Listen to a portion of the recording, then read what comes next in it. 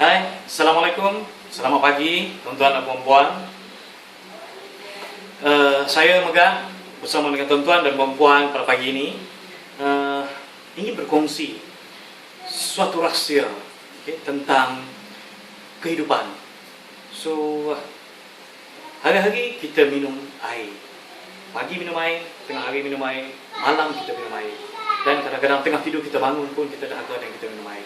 Air merupakan suatu perkara penting dalam hidup kita. Tanpa air kita tak boleh hidup. Tetapi adakah kita minum air yang sebenar-benarnya air yang sempurna ataupun air yang sebenarnya bersih untuk kita minum? So, dalam erti kata yang lain, kita minum air, kita akan mendapat kesihatan. Tapi adakah air yang kita minum sentiasa memberikan kita kesihatan? Kita tidak pasti, ataupun pasti. Selepas ini saya akan berkongsi dengan tuan-tuan. Nah, dalam urusan hari ini, saya akan berkongsi dengan tuan-tuan tentang air yang kita minum memberikan kesihatan kepada diri kita, kepada keluarga kita, dan seluruh rakan-rakan kita yang bersama dengan kita, tentang air yang bersih.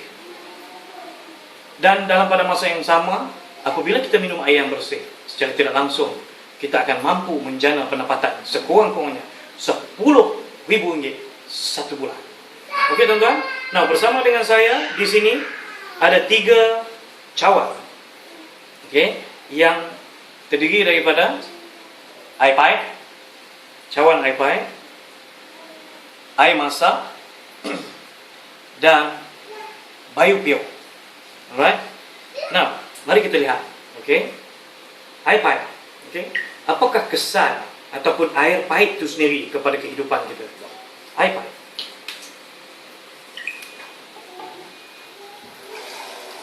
Ya. Okey, air pipe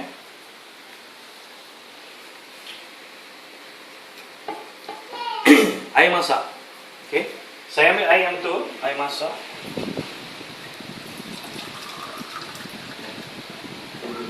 Air masak ya.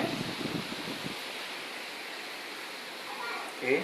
Air pipe, air masak. Dan satu lagi, air biopure. Ini adalah mesin. Sebuah mesin yang menapis air, yang menghasilkan air yang sempurna. Biopure. Hanya dengan satu sentuhan kita dapat menghasilkan air yang dikategorikan sebagai air yang sempurna. Tetapi tuan-tuan, adakah air ini sebenarnya sempurna? Mari kita saksikan bagaimana kita mengukur air itu sempurna ataupun tidak.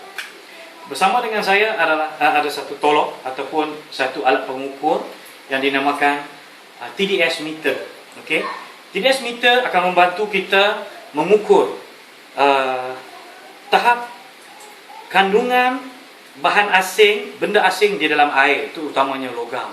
Okey, mari kita saksikan dan kita bacakan bacaan yang terdapat pada air yang kita telah isikan tadi ya. Yang pertama, air pipe. Berapa bacaan dia? 00.7. 00.7. Okey. 00.7 air pipe. Ini air masak.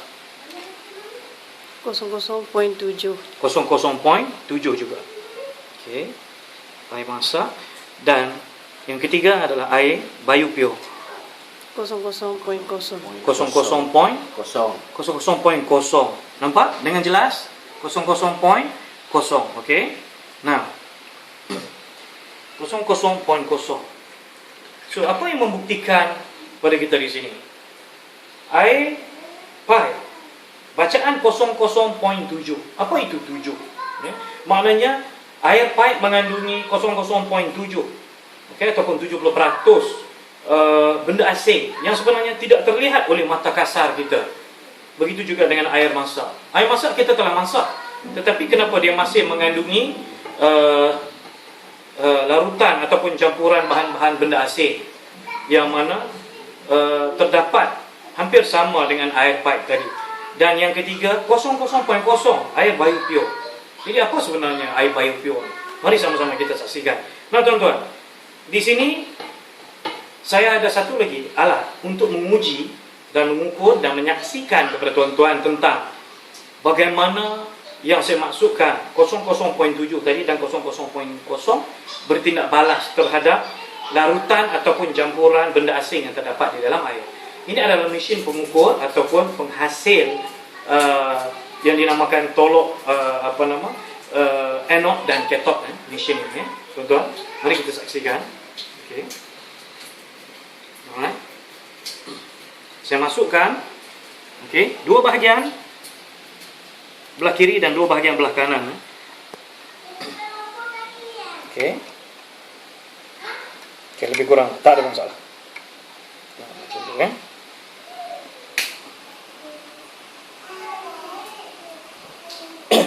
Jika air yang mengandungi benda asing secara tidak langsung ataupun secara spontan, dia akan menghasilkan satu tindak balas chemical, tindak balas kimia.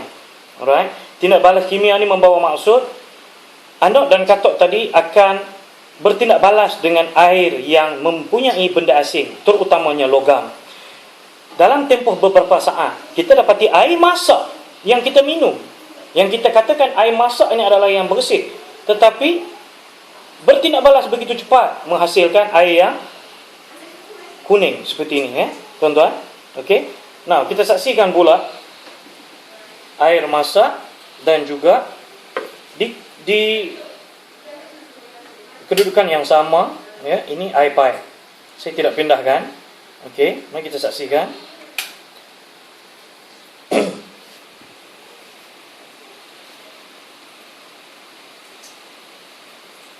Okey. Nah, apa yang berlaku di sini adalah tindak balas yang sama. Okey. Air masak dan juga air pipe. Okey. Nah, apa yang sebenarnya berlaku, tuan-tuan?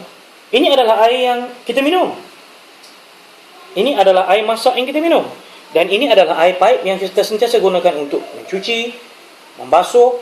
Dan ada juga di antara kita yang minum air pipe pun, yang dia kata air pipe di rumah dia bersih. Alright? Dan tuan-tuan, kita saksikan perbezaan yang berlaku, di antara ketiga-tiga kesan yang telah kita tunjukkan tadi. Nah, tuan-tuan, di sini bersama dengan saya ada bukti, menyatakan bagaimana, dari mana datangnya karat. Mari kita tengok kembali karat tadi ni. Saya masih belum menggerakkan tolok ukuran kita tadi. Di sini kita tengok apa yang sebenarnya terkandung di dalam air. Di dalam air datang daripada besi pipe. Besi-besi yang dipasang oleh Jabatan Bekalan Air yang mengandungi, yang diperbuat daripada besi. Tengok berapa karatnya besi ini. Dan besi ini tertanam di dalam tanah selama mana ianya mula beroperasi. Katakanlah 10 tahun, 15 tahun, 20 tahun. Dan makin lama besi itu makin karat. Dan inilah yang sebenarnya terjadi di dalam air yang ada tadi. Dan di samping besi yang karat, di dalam tanah yang kita diami juga terdapat ubat-ubatan yang lama yang dibuang pun akan meresap di dalam air. Begitu juga dengan bahan cemar yang tidak organik seperti nitrat, mangan, fluorida ataupun baja-baja tanaman ataupun tumbuhan. Ya, tuan-tuan, yang akan melarut dan meresap ke dalam air. Yang akan masuk ke dalam saluran pembentungan ataupun saluran air kita. Dan yang terakhir sekali, salah satu di antaranya adalah bahan-bahan radioaktif. Bahan-bahan yang sangat kita takuti, tapi kita tidak nampak dengan mata kasar, tetapi ianya secara tidak langsung meresap ke dalam tanah dan masuk ke dalam saluran air kita. Ini yang kita namakan dia sebagai air sakit. Tuan-tuan. Nah, mari kita saksikan. Mari kita saksikan kesan kepada apa yang kita sebutkan tadi.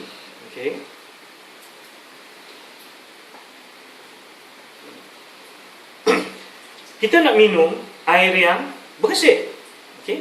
Air yang bersih. Ini air yang bersih.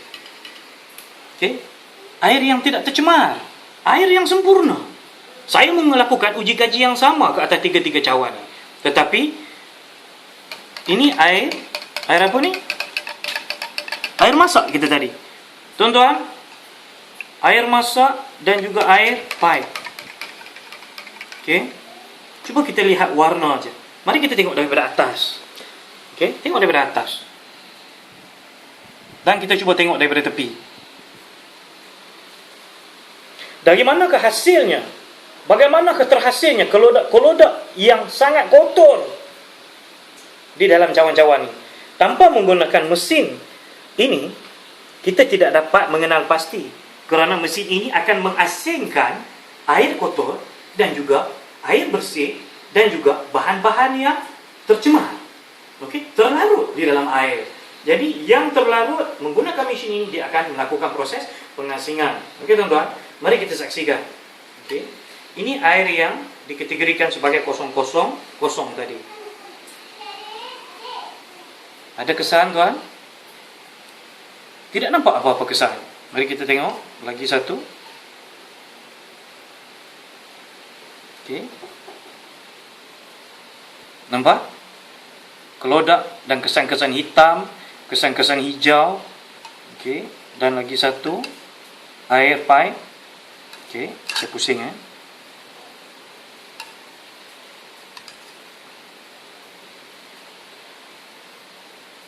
Okey, air pipe.